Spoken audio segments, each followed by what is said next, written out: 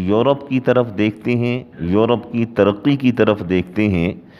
جس چیز کو ہم ترقی سمجھ رہے ہیں یورپ اس چیز سے منہ موڑ رہا ہے، اور یورپ خاص طور پر عورت کے معاملے میں اتنا پریشان ہے کہ ماں باپ کی تمیز ختم ہو گئی، بہن بھائی کی تمیز ختم ہو گئی، کسی کو پتہ نہیں ہے بیوی کیا ہوتی ہے، کسی کو پتہ نہیں ہے ماں کیا ہوتی ہے، کسی کو پتہ نہیں ہے بہن کا کیا مقام ہے۔ یہ اسلام نے آ کر بتایا ہے کہ ماں اس کے قدموں کے نیچے جنت ہے، بہن اگر تم بہن کی پرورش کر کے اس کی شادی کرو گے، آپ نے فرمایا قیامت کے دن میں اس کا ہاتھ پکڑ کے اسے جنت میں پہنچاؤں گا جس نے بہن کی پرورش کی ہو۔ اور بیٹی یہ انسان کے لیے بہت بڑی نعمت ہے، عورت کسی بھی روپ میں ہو اسلام نے اسے بڑا مقام دیا ہے۔ ایک دفعہ حضرت صلی اللہ علیہ وسلم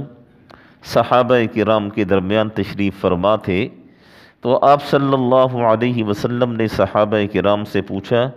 ایُّ شیء خیر للمرأة، ایُّ شیء خیر للمرأة،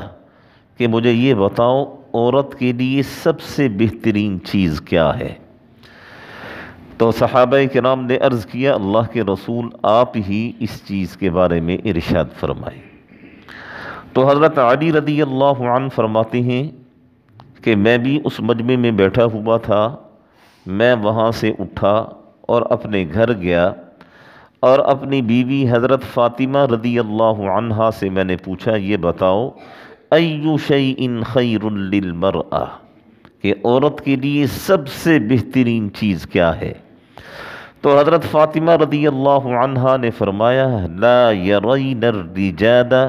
ولا یرونہن،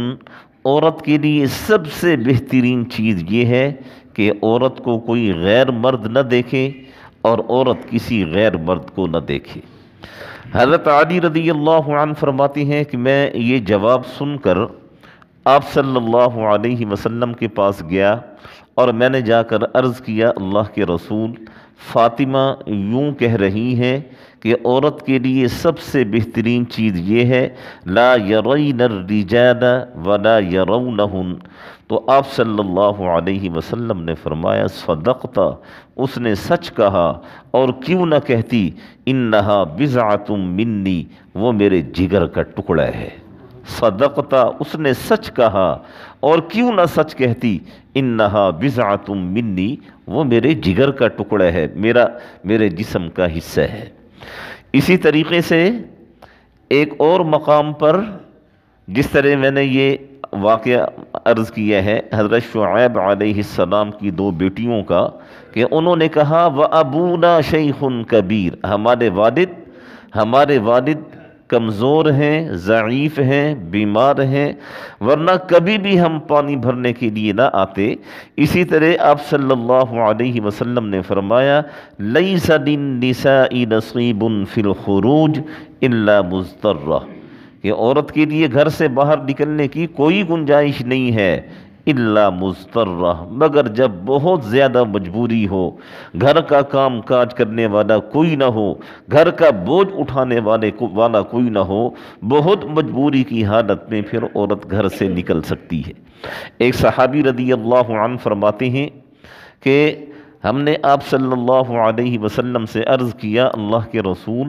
عورت کے لیے سب سے بہترین جگہ کون سی ہے، سب سے بہترین چیز کیا ہے؟